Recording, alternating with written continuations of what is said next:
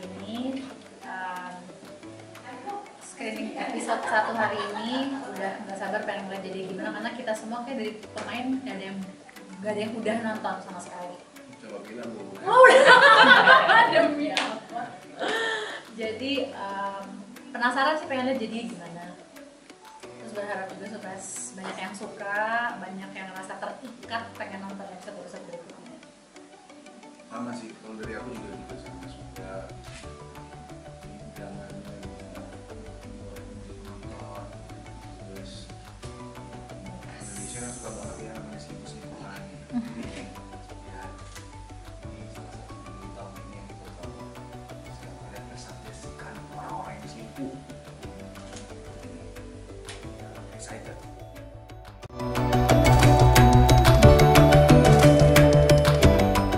Gak sabar mau ketemu Ana, Dimas, gak sabar mau ngeliat apa sih yang terjadi dengan Rehan, Ana. apa namanya, penasaran nih apa nih, masih balas dendam atau gimana gitu di Instagram sih gitu. Enggak sih. Everybody loves me gitu ya. Everybody hits. Enggak lah. Karena mereka nggak tahu ya, belum tahu seperti apa. Lihat dari trailer aja mungkin mereka, baru lihat trailernya aja, melihat teasernya udah bikin gemas gitu. Jadi belum nggak suka, masih yang kok ngeselin ya kayaknya gitu dari trailer. Kayaknya mereka udah nggak sabar pengen nonton. Jangan salah anak selingkuh hari ini.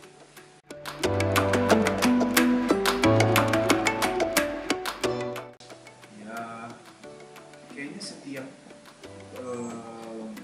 peran yang kita mainkan pasti akan membekas gitu ya, harusnya ke hati penonton yang menikmati suatu karakter antagonis, protagonis, apapun itu. Semoga itu bisa apa ya, memberikan impact ke mereka, jadi mereka merasa bahwa karakter ini jahat dan ini alive gitu. So ketika itu berhasil ya aku senang, berarti kita as a teamwork bisa membentuk suatu karakter. Let's say karakter animasi sini mungkin bisa menampilkan sosok yang seperti itu.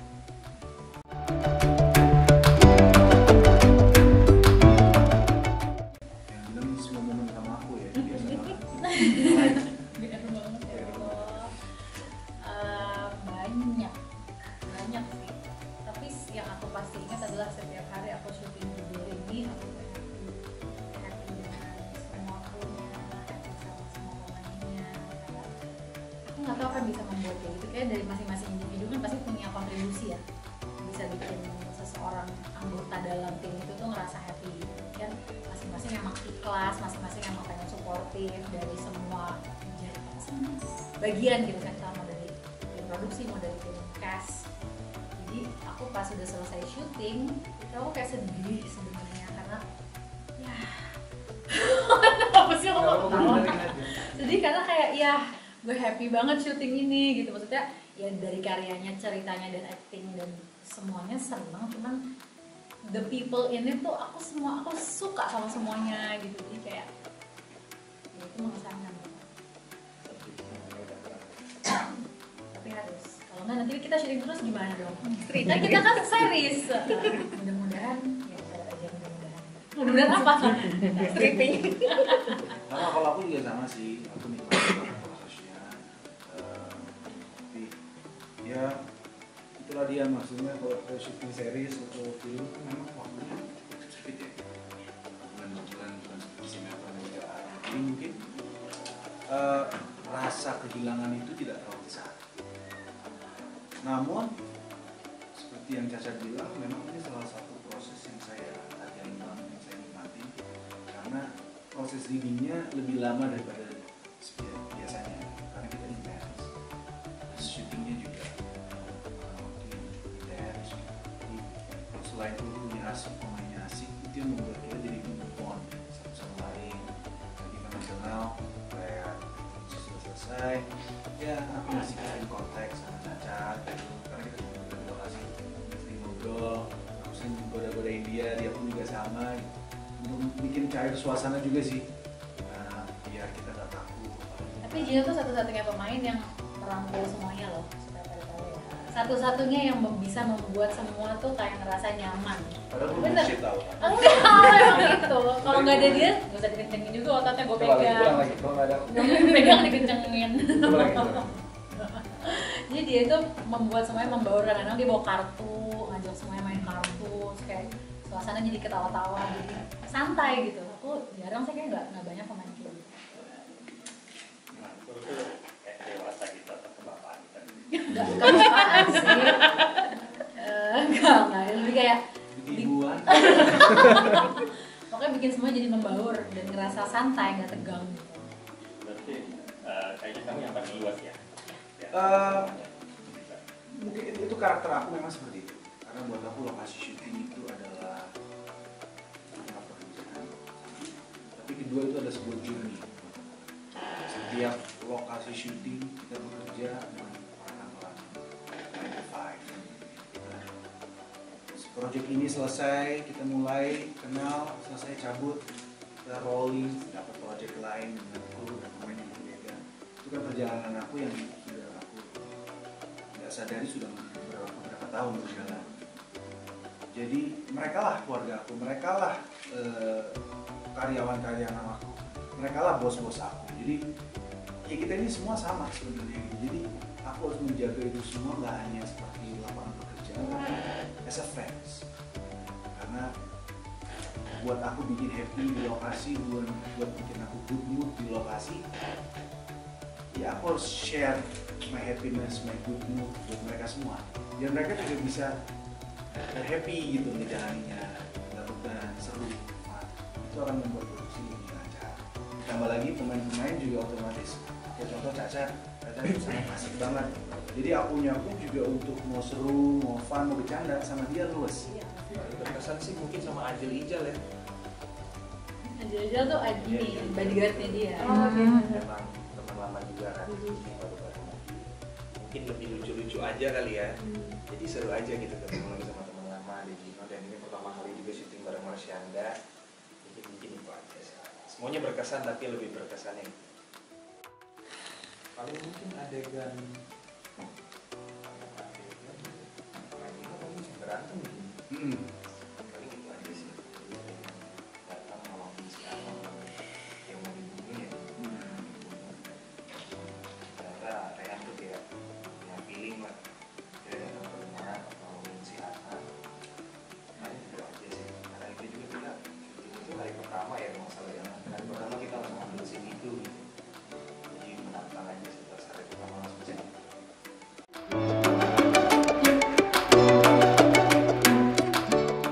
Enggak sih, maksudnya persepsi aku terhadap diselingkuhi dan menyelingkuhi itu dari sebelum ada judul JSAS sama sesudah syuting ini masih sama aja. Aku dengan personal opinion aku terhadap masalah selingkuh gitu. Gak serius juga. Menurut aku tentang orang yang selingkuh, Iya. ya nggak bener lah. Orang selingkuh kan apa yang mau dibela sebenarnya. Tapi kan we have to know the reason kenapa terjadi perselingkuhan. Bukan berarti aku membenarkan kelakuan selingkuh itu, no. Tapi kita harus tahu apa yang membuat sebuah pasangan ini bisa menyelingkuhi satu sama lain itu apa. Mungkin ada banyak faktor-faktor lain di rumah tangga yang memang sudah diberikan kekuasaan dalam beberapa hal. Mungkin istrinya dulunya terlalu ngasih attention, seiring berjalannya waktu istrinya mungkin terlalu sibuk sama pekerjaan, lama-lama itu berproses. Dan mungkin suaminya udah komplain juga, kamu jangan terlalu kerja dong, ya nggak bisa. Itu banyak faktornya yang membuat mungkin laki-laki yaudahlah gue meleng sekali-sekali, salah tetap, tapi ini punya salah ya, karena mungkin istrinya juga. Dan ini sama sih ya menurut aku, it goes both ways aja untuk cewek dan cowok.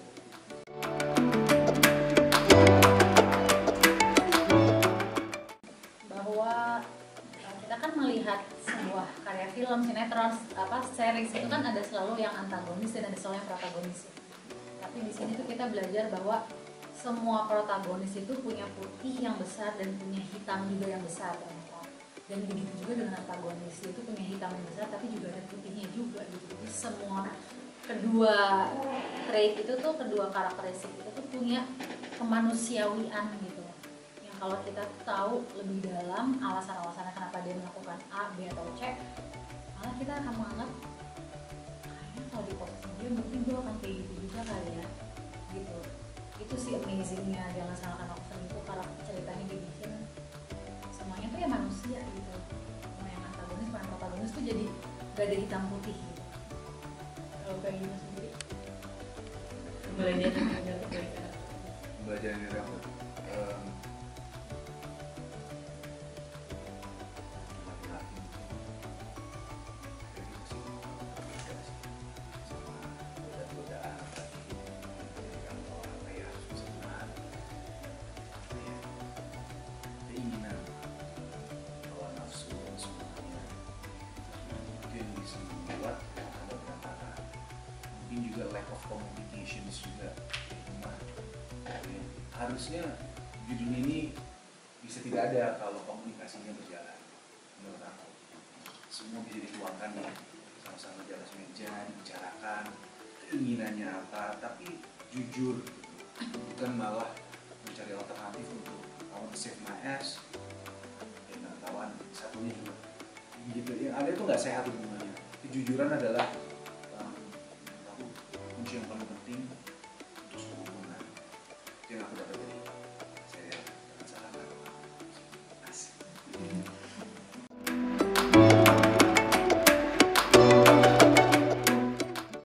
Tepatnya tuh satu scene yang paling aku penasaran tuh perasaannya Ana, di mana yang ada di trailer sih, ada di teaser dan trailer, di mana dia dalam satu malam yang sama dikasih tahu informasi sama Dimas suaminya bahwa dia selingkuh, dia menghamili seseorang, terus dia pengen keep anak itu gitu. Terus dari itu aku tuh nggak, itu satu scene itu kan satu scene berentet gitu ya, ini tuh nggak masuk di akalku. Itu yang aku tanyain ke apa ya, narasumber yang aku interview itulah gitu, yang aku pelajarin hidupnya kayak gini tuh apa sih yang lo rasain gitu. Besok-besoknya pas ketemu masih juga ngotot suaminya kalau dia merasa benar. Terus kayak lo ngerasa shock atau bisa mengekspresikan marah atau kayak enam dulu gitu karena saking shocknya, atau apa gitu yang dirasain tuh apa, kayak dan reaksi yang keluar tuh apa gitu. Itu yang aku kayak nggak masuk di akalku. Ada scene lain yang lebih gila sih. Jadi kalau itu kan menguras energi secara psikologis gitu ya, emosional. Ada yang menguras energi secara emosional, secara fisik juga. Itu ada sih, kita ke 6. Selama ya.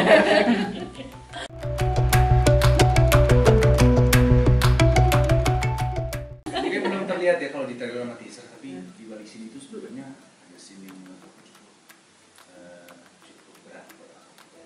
Nanti dilihat aja sebenarnya. Satu juga ada. Hari ini keluar. Mana dong yang di beta? Lo ngomongin apa sih? Lo di beta? Bukan gue di beta, bukan gue di beta, yang dulu kepala. Yang ini yang di beta siapa? Iya, di beta. Oh, Yang oh. ada yang Itu biasa sih, tapi ada enggak, maksudnya itu buat aku scene-nya biasa. nggak menang. Ada satu scene yang di trailer yang kepala kamu masuk dari air. Itu menurut aku scene yang salah satu scene favorit aku. Hai. Salah satu Please, scene please, favorit please. aku. Silakan. Salah satu scene favorit aku itu. Oh, itu parah. Karena Karena nanti aku ditonton. Karena itu gua. iya. lagi berantem gitu kan. Iya. Oh, sesuatu lah di episode ini jauh. Ngelemin dia gitu. Nah, jadi itu menurut aku cukup sakit sih. Jadi cukup berat juga sih untuk ngelakuin sih. Sebelumnya minta maaf dulu, izin atau gimana gitu sih, sorry Cak. Ngomong gitu. Ingin apa gimana gitu ya, pasti harus koordinasi, jangan sampai dia Gino sakit, Gino nggak enak ya gitu. Tiba-tiba setelah itu nanti Stephen William sebagai Rehan muncul gitu. Ya nanti nonton aja, tapi itu salah satu scene favorit aku.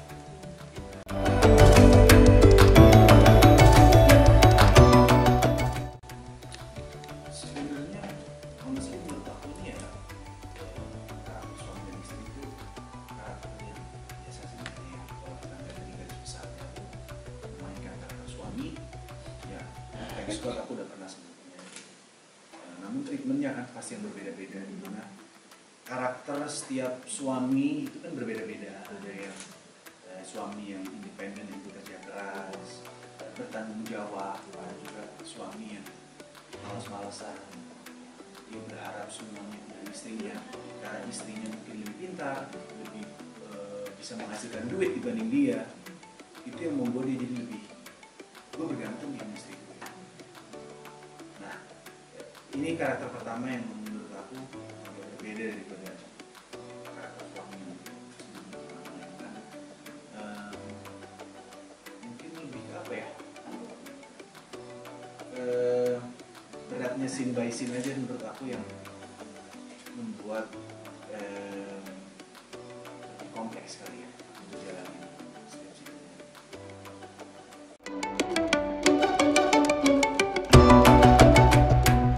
Karakter mungkin ini pertama kali sih dapat karakter ini, dan pertama kali dapat sutradara yang ini juga emang tantangan buat saya. Jadi pertama kali dapat karakter baru, ketemu sama Om Rudi juga yang memang latihannya udah ini, pas syuting juga emang harus perfect. Ya akhirnya bisa kasih yang terbaik gitu. Itu sih kalau karakter sih mungkin iya, tapi kita lebih ke diskusi sama Om Rudi sih. Jadi dia nggak maksain harus benar-benar kayak ini ya karakternya, enggak. Jadi kita bisa mainin sendiri gitu. Mau karakter tapi tetap intinya lo orang kaya gitu, pulang dari Indonesia, dari Sydney langsung ketemu sama Rana. Dia emang tergila-gila banget sama Rana dari dulu, dari sekolah ya. Dulu sekolah dia emang tergila-gila, akhirnya datang tahunya anak udah nikah, tapi dia tetap berusaha. Mungkin itu sih karakter yang harus dijaga intinya.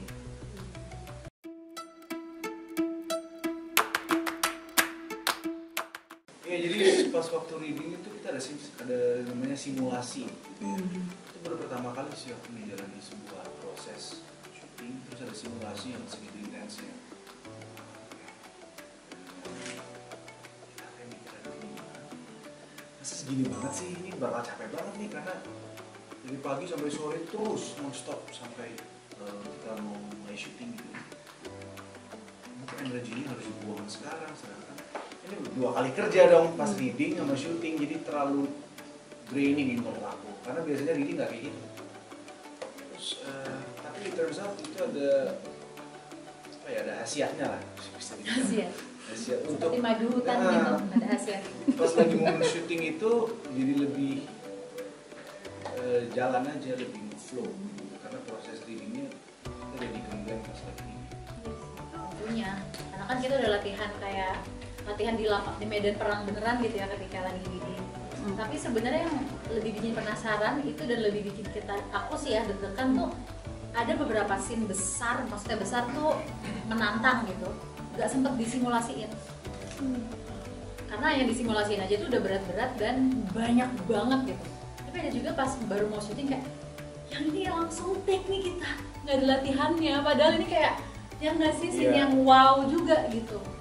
Yang gitu kan gak ada simulasi, terus kayak malah kita jadi apa ya, memang sih pasti pas simulasi ngerasa energinya jadi lebih kemakan banyak, cuman betul gitu pas kita syuting ngerasa kayak ya kalau bisa ini disimulasiin juga, cuman kan nggak mungkin secara waktu gitu kan. Jadi ya udah itu tantangan buat kitanya.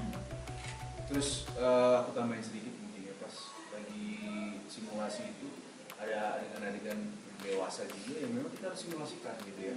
Jadi ya pasti awkward lah pertama kali kan, aduh ketemu Shanda nih di sini, kita harus ada beberapa adegan-adegan yang memang bisa dibilang ya adegan dewasa kan.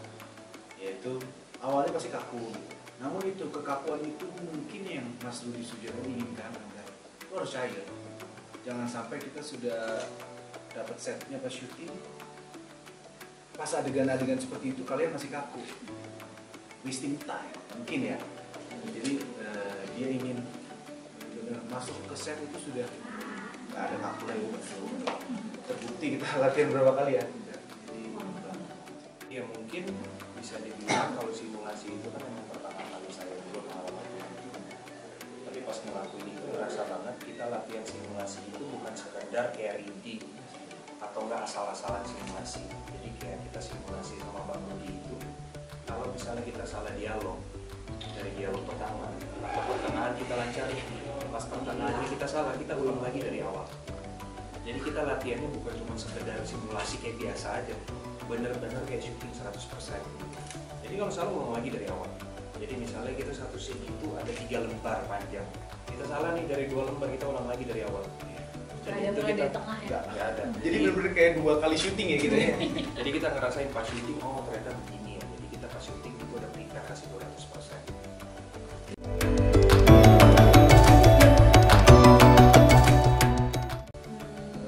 Galak kalau diperlukan.